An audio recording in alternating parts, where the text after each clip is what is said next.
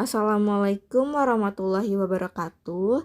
Kami dari kelompok 1 ingin menjelaskan hasil dari pekerjaan kami yang berjudul hutang jangka pendek.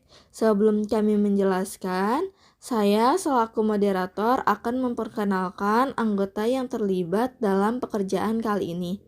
Yang pertama, saya Gatis Nusalisa selaku moderator dan ada teman saya yaitu Talita Nabila Sukpar, Laili Purwa Widyasari, Pipit Azizah, Maulida Sukmawardani, dan Dian Riyama Putri. Selanjutnya, di sini saya akan menjelaskan apa saja pokok pembahasan yang akan dijelaskan pada materi kali ini. Yang pertama ada pengertian jenis hutang dan jangka pendek. Yang kedua jenis-jenis hutang. Yang ketiga karakteristik. Yang terakhir ada contoh kasus. Selanjutnya kita akan mulai membahas pokok permasalahan yang pertama, yaitu pengertian dan jenis hutang jangka pendek. Pengertian hutang jangka pendek. Hutang adalah kewajiban kini entitas yang timbul dari peristiwa masa lalu yang penyelesaiannya diperkirakan mengakibatkan pengeluaran sumber daya entitas. Jenis kewajiban ini pada umumnya digunakan untuk membiayai operasional sehari-hari, menutupi pengeluaran tak terduga, maupun digunakan untuk keperluan dana darurat. Keberhasilan perusahaan melunasi utang jangka pendek ini mempengaruhi likuiditas perusahaan. Hal itu karena hutang jangka pendek ini perlu dibayarkan dengan uang kas perusahaan. Jika perusahaan mampu membayar hutang jenis ini dengan baik, itu berarti perusahaan tersebut mempunyai simpanan kas yang bagus. Hutang jangka pendek. Pada umumnya, jenis utang ini memiliki tanggal jatuh tempo kurang dari 12 bulan. Suatu transaksi dapat disebut sebagai utang jangka pendek jika memenuhi ciri-ciri sebagai berikut.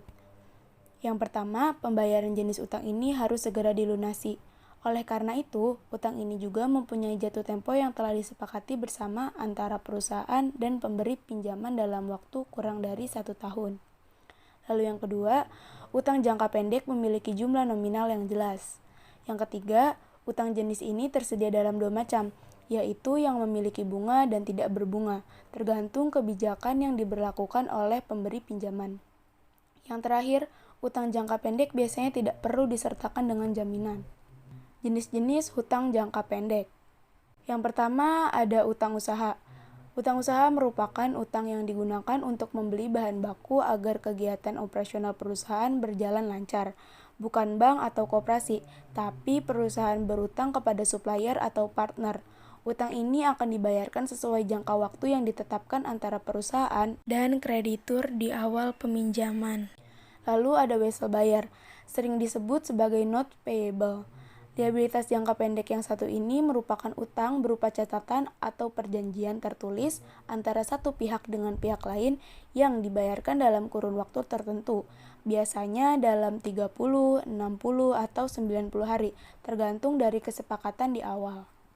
Ketiga ada utang gaji, merupakan kewajiban yang belum perusahaan bayarkan kepada karyawan. Total yang dibayar sesuai dengan nominal gaji yang karyawan terima setiap bulan. Nominalnya bisa berubah dari bulan lalu kalau terjadi perubahan gaji pada beberapa karyawan atau adanya penambahan karyawan. Yang keempat ada utang pajak, merupakan kewajiban yang harus perusahaan bayarkan kepada Dirjen Pajak. Perhitungan pajak dilakukan berdasarkan jumlah aset yang perusahaan miliki. Makin besar jumlah aset, maka semakin besar pajak yang dibebankan kepada perusahaan. Yang kelima ada utang dividen. Dividen merupakan sisa pembagian hasil usaha yang diberikan kepada para pemegang saham. Sebelum dividen ini dibagikan kepada pemegang saham, maka perusahaan masih mengakuinya sebagai utang, sebab perusahaan masih memiliki kewajiban untuk dibayarkan saat dividen jatuh tempo. Yang keenam ada beban yang perlu dibayar. Seperti namanya, jenis liabilitas jangka pendek ini statusnya belum dilunasi oleh peminjam dana. Makanya dalam waktu kurang dari 1 tahun perlu dilunasi. Adapun komponen dalam beban yang belum dibayar, seperti beban sewa, beban iklan, beban gaji, dan beban yang secara rutin dikeluarkan oleh perusahaan. Pendapatan diterima di muka, jadi perusahaan meraih sebagian pembayaran sebelum barang atau jasa diterima oleh konsumen. Jenis utangnya adalah barang atau jasa yang perlu dikirimkan sesuai dengan pesanan. Perusahaan perlu memperhatikan tanggal kesepakatan untuk pengirimannya. Jangan dikirim melebihi jadwal yang sudah ditentukan. Nanti ketika barang atau jasa sudah tiba di tangan konsumen, barulah konsumen itu akan membayarkan uang sisanya pada perusahaan. Hutang biaya, jenis lain dari utang untuk jangka pendek adalah hutang biaya. Hutang biaya ini jatuh temponya masih nanti, jadi akan dicatatkan dulu di jurnal dan dibayarkan saat sudah mendekati waktu jatuh tempo. Karakteristik hutang jangka pendek, karakteristiknya ada 5. Yang pertama, sifatnya harus segera dilunasi, biasanya tidak membutuhkan jaminan. Yang kedua, memiliki jatuh tempo yang sudah disepakati bersama dalam waktu kurang 12 bulan. Yang ketiga, biasanya tidak membutuhkan jaminan. Yang keempat, memiliki nominal yang jelas. Dan yang terakhir, ada yang mempunyai bunga dan ada juga yang tidak. Hal ini tergantung kebijakan kreditur. Contoh soal hutang jangka pendek. Pertama, hutang dagang. PT Komuter Line pada tanggal 2 November 2023 memberi pelaratan secara kredit sebesar 8 juta dengan syarat pembelian 2/10 N/30 2 November 2023. Persediaan 8 juta di debit, utang dagang 8 juta di kredit. Jika dilunasi pada tanggal 11 November 2023, utang dagang di debit 8 juta, kas di kredit 7.840.000, potongan pembelian di kredit 160.000. Jika dilunasi pada tanggal 13 November 2023, utang dagang di debit 8 juta, kas di kredit 8 juta. A. Wesel bayar. Ada 2 wesel bayar, yaitu yang pertama wesel bayar berbunga. Piutang wesel yang nilai jatuh temponya sebesar nominal ditambah dengan bunga. Lalu yang kedua ada wesel bayar tanpa bunga. Utang wesel jangka panjang yang tidak dilampiri kupon pembayaran tertentu. Selanjutnya ada contoh kasus dari wesel bayar berbunga. PT KL melunasi utang dagang sebesar 8 juta pada tanggal 1 Desember 2023 dengan menerbitkan wesel bayar 90 hari dengan bunga 12%. Maka jurnalnya sebagai berikut. Pada tanggal 1 Desember 2023, utang dagang didebit sebesar 8 juta, wesel bayar dikredit sebesar 8 juta. Pada tanggal 31 Desember 2023 terdapat bunga dengan perhitungan 1/12 dikali 12% dikali 8 juta sama dengan 80.000. Maka jurnalnya beban bunga didebit sebesar 80.000, utang bunga dikredit sebesar 80.000.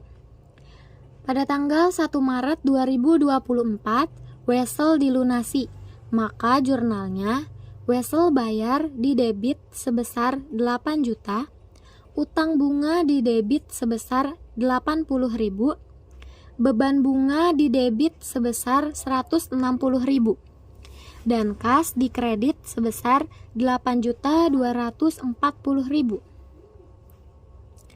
Selanjutnya contoh kasus yang kedua, PT KL menandatangani wesel dengan nominal 8.250.000. Jangka waktu 4 bulan tanpa bunga. Nilai tunai wesel adalah 8 juta. Maka jurnalnya sebagai berikut. Pada tanggal 1 Desember 2023, kas didebit sebesar 8 juta. Diskonto hutang wesel didebit sebesar 250.000 dan wesel bayar dikredit sebesar 8.250.000.